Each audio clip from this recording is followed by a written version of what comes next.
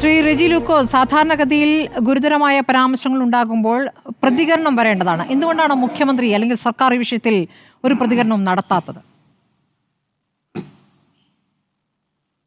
അല്ല, സർക്കാർ ഉചിതമായ രീതിയിലുള്ള പ്രതികരണം നടത്തും. എനിക്ക് പറയാനുള്ളത്, എനിക്കിപ്പോൾ ഞാൻ ഒരാളേ ഉള്ളൂ, അവർക്കൊക്കെ മറുപടി പറയണം, എങ്കിലും പെട്ടെന്ന് പറഞ്ഞു തീർക്കാം.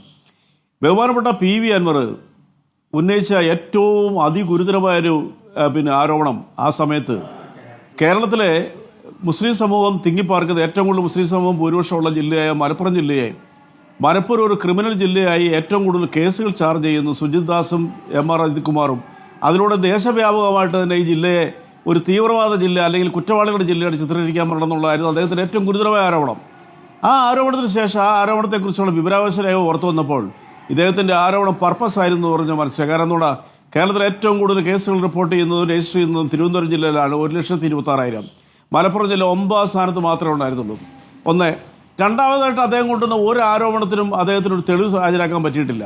ഇപ്പോൾ MR അജിത് കുമാറിനെ കുറിച്ച് കോടതി നിരീക്ഷിച്ചിരിക്കുന്ന റിപ്പോർട്ടിനെ കുറിച്ച് പറഞ്ഞിരിക്കുന്ന അദ്ദേഹത്തിൻ്റെ ഭാര്യ സഹോദരനുമായിട്ട് ചേർന്നിരിക്കുന്ന ഒരു വീടിനെ സംബന്ധിച്ചുള്ളതാണ്, കവടയാറിൽ പണിയുന്നതിനെ കുറിച്ച്. അതിലും ബഹുമാനപ്പെട്ട PV അൻവറിന് ഒരു ആരോപണം കൊണ്ടുവരാൻ പറ്റിയില്ല.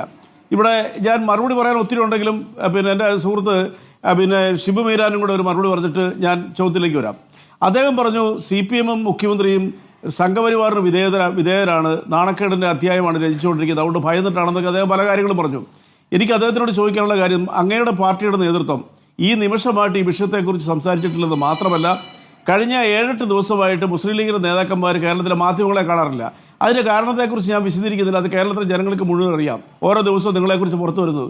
നിങ്ങൾ ഇന്ത്യൻ രാഷ്ട്രപതിയുടെ തെരഞ്ഞെടുപ്പിലും മുത്തലാഖ് ബില്ല് പാസ്സാക്കുന്ന സമയത്തും നിങ്ങൾ എന്തുകൊണ്ടാണ് നിങ്ങളുടെ 2 MP പാർലമെന്റിൽ നിന്ന് മുങ്ങി നിന്നില്ല? അപ്പോൾ അത് BJP-യോടുള്ള വിധേയത്വം കൊണ്ടാണോ, അതോ ED-യെ ഭയന്നിട്ടാണോ, അതോ നിങ്ങൾക്ക് അവരുടെ ദാസ്യപ്പണി കോൺട്രാക്ട് എടുത്തുകൊണ്ടാണെന്നുള്ള മറുപടി ഷിബു വരാൻ പറയണം. എന്നിട്ടാട്ടെ പിണറായി വിജയനെ കുറിച്ച് നിങ്ങൾ ഇതിൽ പറയാം. പിണറായി വിജയൻ എന്ന് പറഞ്ഞ മുഖ്യമന്ത്രി ഇന്നലെ സ്വാതന്ത്ര്യ സമരത്തിൽ അദ്ദേഹത്തിന്റെ നിലപാടെന്തായിരുന്നറിയോ? ദേശീയ മാധ്യമങ്ങൾ വരെ റിപ്പോർട്ട് ചെയ്തിരിക്കുന്നു. അതായത് RSS-ന്റെ പിണിയാളെന്ന് വിശേഷിപ്പിക്കുന്ന കേരളത്തിന്റെ ഗവർണർ, അറിയാമല്ലോ, അതിനെക്കുറിച്ച് വിശദീകരിക്കേണ്ട ആവശ്യമില്ല. അദ്ദേഹം ഇന്നലെ ഒരു വിരുന്ന് സൽക്കാരം, അവിടെ ചായ സൽക്കാരം വൈകുന്നേരം അറേഞ്ച് ചെയ്തു.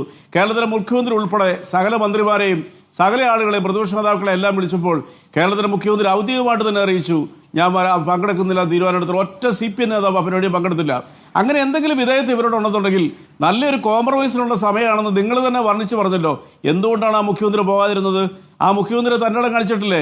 ആ തൻ്റെ ഇടം കാണിക്കാനുള്ള നിങ്ങളുടെ മുട്ട് നേരെ നിൽക്കുമോ? നിങ്ങൾ വിറയ്ക്കും.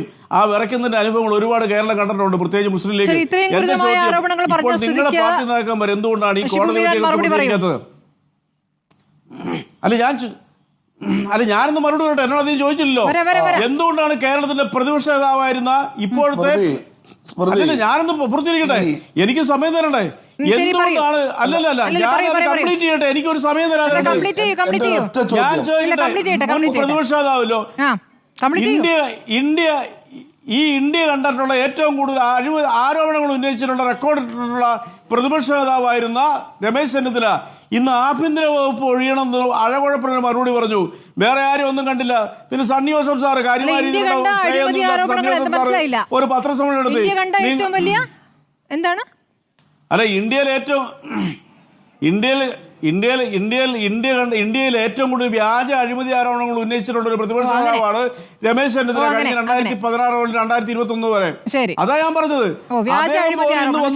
ആഭ്യന്തര വകുപ്പ് ഒഴിയണമെന്ന് പറഞ്ഞു. നിങ്ങളുടെ മുസ്ലിം ലീഗ് നേതാക്കന്മാർ എവിടെയാ? നമുക്ക് ഓണക്കാലമായതുകൊണ്ട് കുറച്ച് ബ്രേക്കിന്റെ ഡ്യൂറേഷൻ കൂടുതൽ, അതുകൊണ്ടാണ് ഒന്ന് ദയവായി സഹകരിക്കുക. ഷിബുവീരൻ പെട്ടെന്ന് പറയൂ. ഗുരുതരമായ ആരോപണമാണ്. നിങ്ങളുടെ നേതാക്കൾ എവിടെ? ഒന്നുമില്ല. രാഹുൽ ഗാന്ധി വാർത്താ സമ്മേളനം വിളിച്ചിട്ട് 1 ലക്ഷം കള്ളവോട്ട് ചേർത്തതിനെ കുറിച്ച് പറഞ്ഞു. അന്ന് ഡൽഹിയിൽ രാഹുൽ ഗാന്ധിയുടെ യോഗത്തിൽ എന്റെ നേതാക്കന്മാർ സാദിഖ് അലി തങ്ങളും കുഞ്ഞാലിക്കുട്ടി സാഹിബും പോയി ഐക്യദാർഢ്യം പ്രഖ്യാപിച്ച് പിന്തുണ കൊടുത്തു. അവിടെ വെള്ളമുണ്ടും വെള്ളക്കുപ്പായിട്ട് ഒരാൾ കൂടി ഉണ്ടായിരുന്നു, സഖാവ് MA ബേബി. ഈ പൊന്നു തമ്പുരാൻ പിണറായി വിജയൻ ഇതുവരെ വാ തുറന്നിട്ടുണ്ടോ? ഈ വോട്ട് കൊള്ളയെ കുറിച്ച്, BJP നടത്തുന്ന ഈ തട്ടിപ്പിനെ കുറിച്ച് വാ പൂട്ടി എങ്ങോട്ടാ ഒളിച്ചോടിയത്? ഇന്നലെ നിങ്ങൾ കുടിക്കാത്ത ചായയുടെ കണക്ക് വീട്ടിൽ പോയി പിന്നെ ബിരിയാണിയുടെ കണക്കാര് പറയും. ഈ 6 ഏക്കറുടെ കൂടെ ഇരുന്ന് കുടിച്ചു തീർത്ത ചായയുടെ കണക്ക് അപ്പൊ പറയും. അതൊന്നും കുടിച്ച ചായയുടെ കണക്ക്, കൊടുത്ത ബൊക്കയുടെ കണക്ക് ഞങ്ങളുടെ കയ്യിലുണ്ടെന്നേ. അത് അതുകൊണ്ട് നിങ്ങൾ RSS വിരുദ്ധ പോരാട്ടത്തിന്റെ അപ്പോസ്റ്റലിനായിട്ട് പിണറായി വിജയനെ വിളിക്കണ്ട. ഈ രാജ്യം മുഴുവൻ ശ്രദ്ധിച്ച വോട്ടുകൊള്ള നരേന്ദ്രമോദി 3-ാം വട്ടം അധികാരത്തിലിരിക്കുന്ന വോട്ട് തട്ടിപ്പ് നടത്തിയിട്ടാണെന്ന് രാജ്യത്തെ പ്രതിപക്ഷ പാർട്ടികൾ മുഴുവൻ പറയുമ്പോൾ ഒരു വരി പ്രസ്താവന പിണറായി വിജയൻ കേരളത്തിലെ മാധ്യമങ്ങളെ കണ്ടിട്ട് പറഞ്ഞു. എന്തുകൊണ്ടാണ് പറയാത്ത? മൂപ്പര മൂക്കിന് താഴെയാണ് തൃശ്ശൂരിൽ BJP-കാരൻ കള്ളവോട്ട് ചേർത്ത് മുഖ്യമന്ത്രി അറിയാണ്ട് നടക്കോ? BLA-മാരോട് പറഞ്ഞതേ ഉന്നത ഉദ്യോഗസ്ഥന്മാരെ വിളിച്ചാൽ നിങ്ങളത് തിരിഞ്ഞു നോക്കണ്ട. ആ കള്ളവോട്ട് സുരേഷ് ഗോപി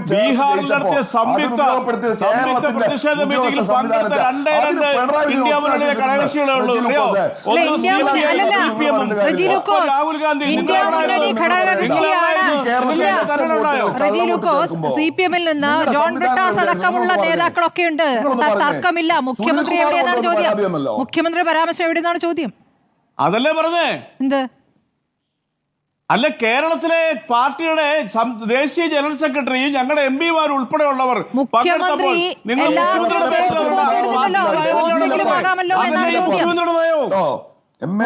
മുഖ്യമന്ത്രിയുടെ ഞങ്ങളുടെ മുഖ്യമന്ത്രി CPM-ന്റെ മുഖ്യമന്ത്രിയാ. CPM നോമിനേറ്റ് ചെയ്ത കേരളത്തിലെ ബഹുമാനപ്പെട്ട മുഖ്യമന്ത്രിയാ. CPM എടുക്കുന്ന തീരുമാനങ്ങൾ മുഖ്യമന്ത്രിയുടെ തീരുമാനം. ഇങ്ങനെ ആരോപണം ഉന്നയിക്കുന്നത് പറഞ്ഞാൽ മതി. നിങ്ങളെ ക്ഷണിച്ചിട്ട് എന്തുകൊണ്ട് പോയില്ല രാഹുൽ ഗാന്ധിയോടൊപ്പം? പിണറായി നിങ്ങൾക്ക് ഉറപ്പുണ്ടായാൽ മതി. ശരി ശരി ഉറപ്പുണ്ടായാൽ മതി. CPM ആണെന്ന് ആവർത്തിച്ച് പറയുന്നു. ശരി, ജിതിൻ ദേവിലേക്ക് വരാം.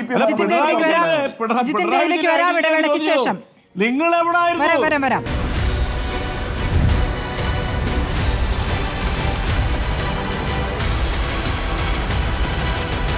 ഡിബേറ്റ് വിത്ത് സ്മൃതി പരുത്തിക്കാട്.